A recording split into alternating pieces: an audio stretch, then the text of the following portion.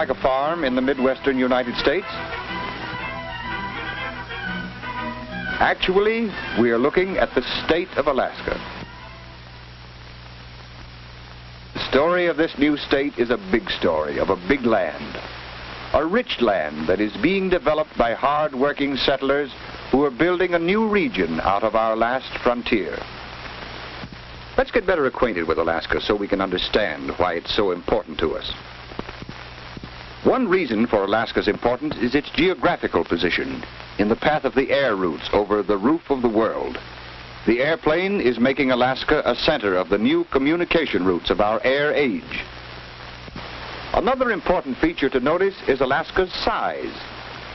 Let's compare it with the rest of the United States. We can see that it is about 1/5 the size of our whole country. Alaska's vast, undeveloped regions are a storehouse of natural wealth. There are magnificent mountain ranges bearing precious ores of gold, silver, and copper. There are 20 million acres of forest, the lumber and wood pulp for future American markets.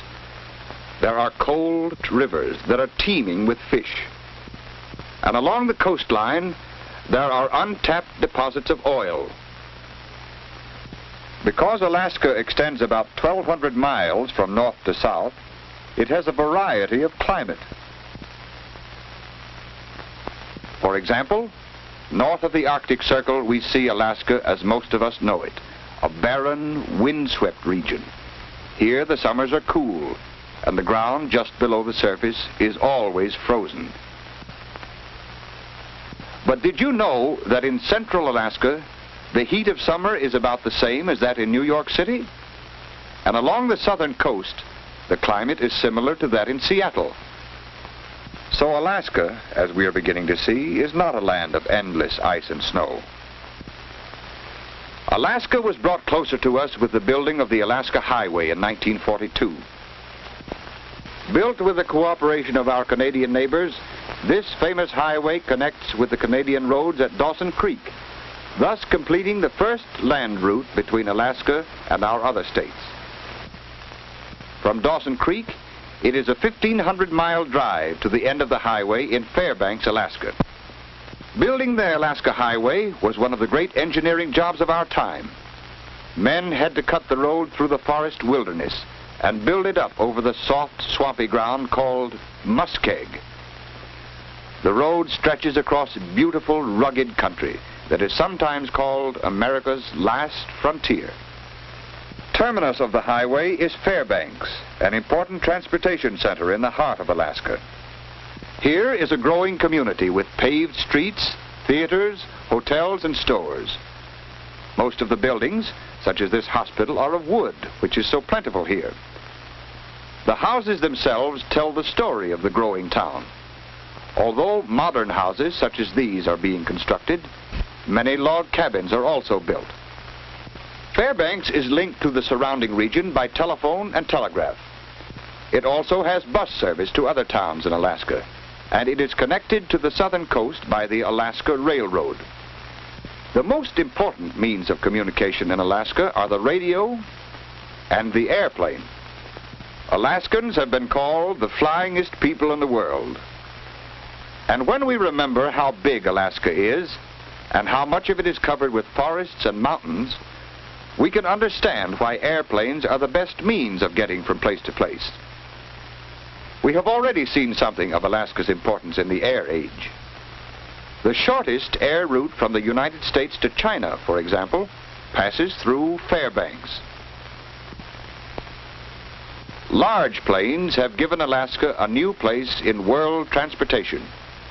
Small planes have solved the problem of local transportation, for they can land on small fields or on the countless rivers and lakes in Alaska's backcountry.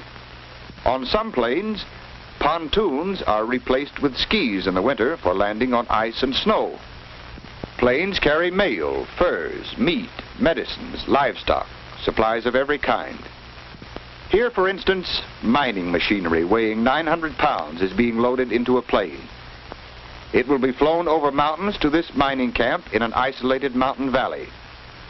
Here, the machinery is unloaded to be used in mining one of Alaska's most valuable minerals, gold. The glamour of the gold rush of 1898 has largely disappeared.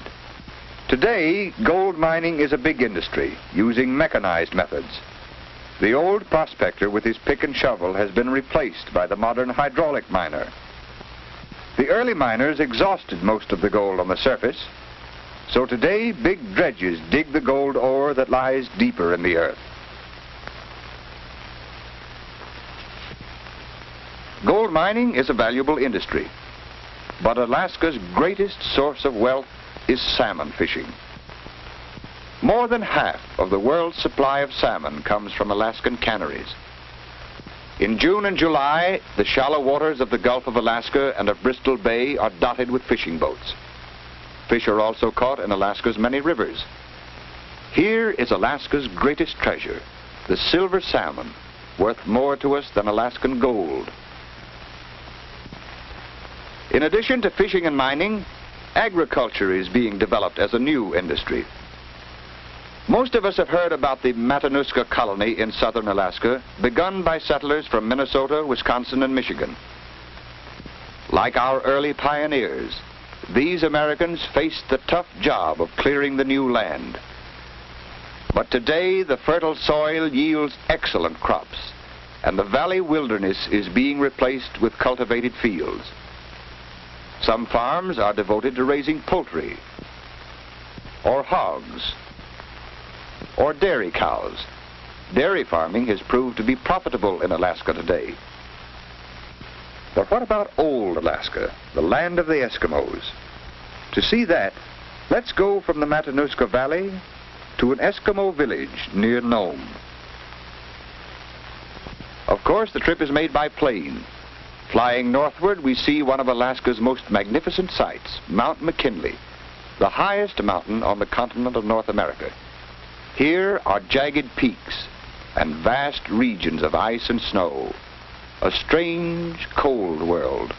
The snow from the high slopes fills the deep valleys to form glaciers, the great frozen rivers that move slowly down to the lower valleys. There they melt to form glacial streams and rivers. Here on the coast of the Bering Sea, we find Eskimo villages, usually close to the water. Today, the Eskimos build wooden houses and are well acquainted with modern ways of living. However, many of them still wear the Eskimo jacket or parka, and they still live mainly by hunting and fishing. The men are skillful seamen and pursue seals and whales in the Arctic Ocean and in the Bering Sea. They still use boats made of wood covered with sealskin. This Eskimo woman is cutting whale meat into strips to hang in the sun. Open air drying is a common method of preserving meat or fish for use in the winter. Native Eskimo life is one of Alaska's many tourist attractions. At Nome, visitors enjoy watching the Eskimo game of blanket tossing. The game is a great event for the fun-loving Eskimos. These friendly people are a part of the story of Alaska. That story is changing rapidly, from the old Alaska to the new Alaska, from the log cabin to the modern city. We haven't seen all of the story of Alaska because much of it will be happening in the future. At the State University near Fairbanks, young people are preparing for that future. Alaskans are working and building to improve their land, but there's still much to do. Developing a new state is a big job, which we can understand because we have seen how big Alaska is. We know, too, how important Alaska is to us because of its position in the air world. And we have seen Alaska's importance in terms of its natural wealth, the timber, the minerals, the fish, and the farmlands. And there is one more kind of wealth that Alaska has, its young American citizens, the children who will someday add their achievements to the story of Alaska.